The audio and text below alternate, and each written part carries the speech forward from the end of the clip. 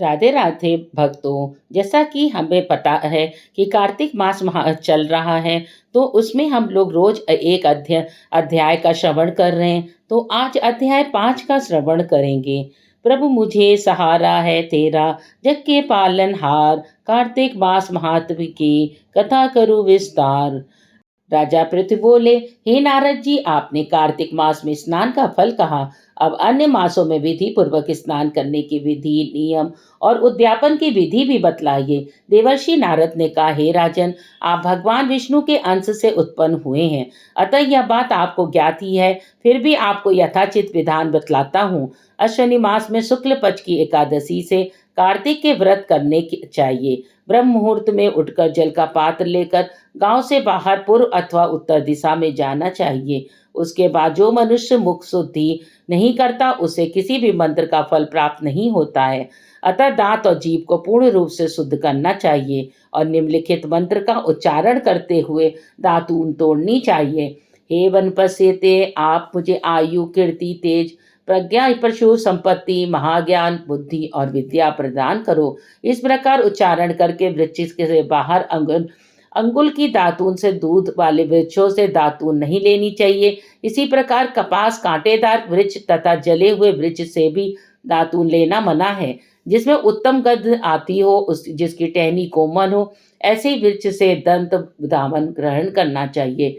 प्रतिपदा, अमावस्या, नवमी, छठी, रविवार, चंद्र और सूर्य ग्रहण में दातून नहीं करनी चाहिए। तत्पश्चात भलीभांति स्नान करके फूल माला, चंदन और पान आदि पूजा की सामग्री लेकर प्रश्चित भक्ति पूर्वक शिवालय में जाकर सभी देवी देवताओं को की अर्ध आचमनी आदि वस्तुओं से पृथक पृथक पूजा करके प्रार्थना एवं प्रणाम करना चाहिए। फिर भक्तों के स्वर में स्वर मिलाकर श्री हरि का कीर्तन करना चाहिए। मंदिर में जो गायक भगवान श्री हरि का कीर्तन करने आए हों, उनका माला, चंदन, तांबूल आदि से पूजन करना चाहिए, क्योंकि देवालयों में भगवान विष्णु को अपनी तपस्या, योग और दान द्वारा प्रसन्न करते थे। परंतु कलयुग में भगवत गुणगान को ही भगवान श्री हरि का को प्रसन्न करने का एकमात्र साधन माना गया है। नारद जी राजा पृथु से बोले, हे राजन, एक बार मैंने भगवान से पूछा कि हे प्रभु, आप सबसे अधिक कहाँ निवास करते हैं। इसका उत्तर देते हुए भगवान ने कहा, हे नारद, मैं वैकुंठ व योगियों के हृदय में ही निवास नहीं करता, अपितु जहाँ मेरे भक्त मेरा कीर्तन करते हैं, कहाँ बस निवास करता हूँ। जो मनुष्य चंदन माला आदि से मेरे भक्तों का पूजन करते हैं, उनमें से ऐसे मेरी ऐसी प्रीति होती है जैसे कि मेरे पूजन से भी नहीं हो सकती। नारद जी ने कहा, शिरीष, धतूरा, गिरजा, चमेली, केसर, कंदार और कटहल के फूलों के व चावल के से भगवान विष्णु की पूजा नहीं करनी चाहिए। कटहल, कंद, गिरीश, जूही, मालती, केवड़ा के पुष्पों से भगवान शंकर की पूजा नहीं करनी चाहिए। जिन देवताओं की पूजा में जो फूल निर्दिष्ट हैं, उन्हीं से उनका पूजा करना चाहिए। पूजन समाप्त के बाद भगवान से क्षमा प्रार्थना करना चाहिए, यथा, हे सुरेश्वर, हे देव, न मैं मंत्र जानता हूँ न क्रिया, मैं भक्त से भी हीन हूँ। मैंने जो कुछ भी आपकी पूजा की है उसे पूरा करें। ऐसी प्रार्थना करने के पश्चात साष्टांग प्रणाम करके भगवत कीर्तन करना चाहिए। श्री हरि की कथा सुननी चाहिए, प्रसाद ग्रहण करना चाहिए। जो मनुष्य उपरोक्त विधि के अनुसार कार्तिक व्रत का अनुष्ठान करते हैं, वह जगत के सभी सुखों को भोग व अनंत मुक्ति को प्राप्त होते हैं। अध्याय 5 समाप्त होता है। अध्याय 6 का श्रवण करेंगे।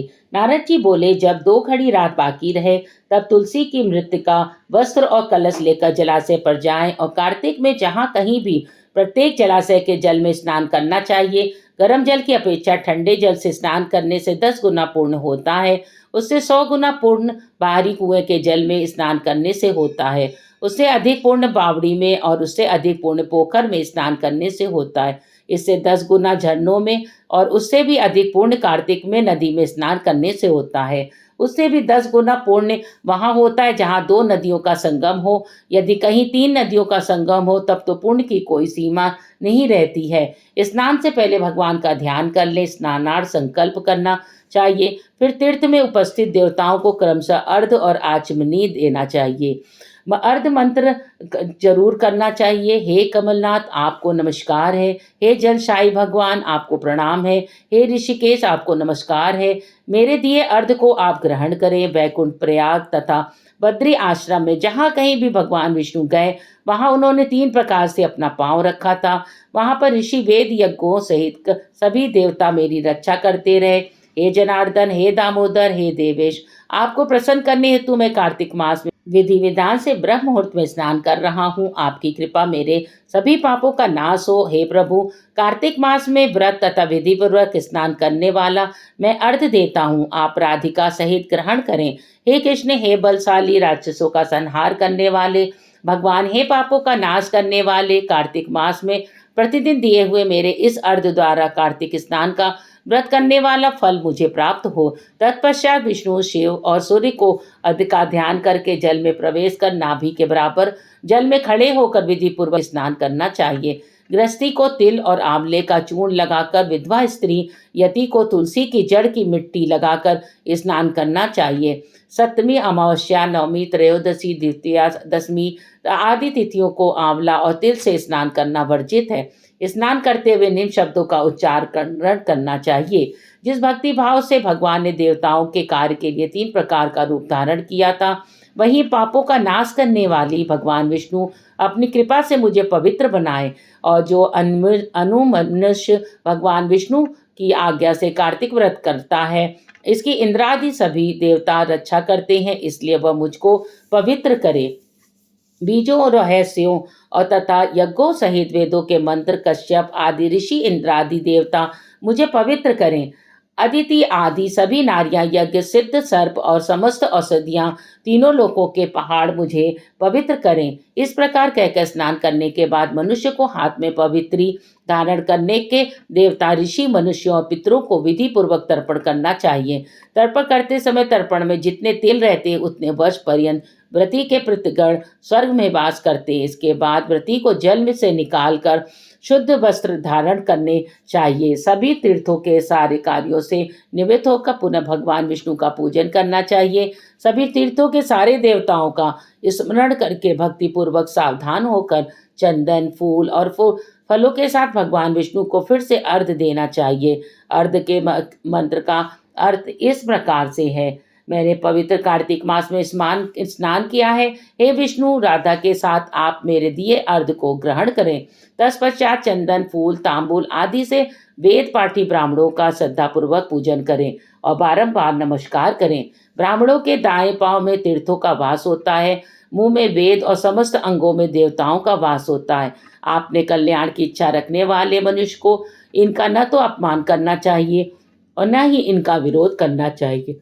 फिर एकाग्रचित होकर भगवान विष्णु की प्रिय तुलसी जी की पूजा करनी चाहिए। उनकी परिक्रमा करके उनको प्रणाम करना चाहिए।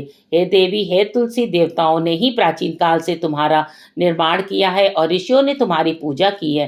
हे विष्णु प्रिया तुलसी, आपको नमस्कार है। आप मेरे समस्त पापों को नष्ट करो। इस प्रकार जो मनुष्य भक्ति पूर्वक कार्तिक व्रत का अनुष्ठान करते हैं और संसार के सुखों का भोग करते, अंत में मोक्ष की प्राप्ति करते हैं।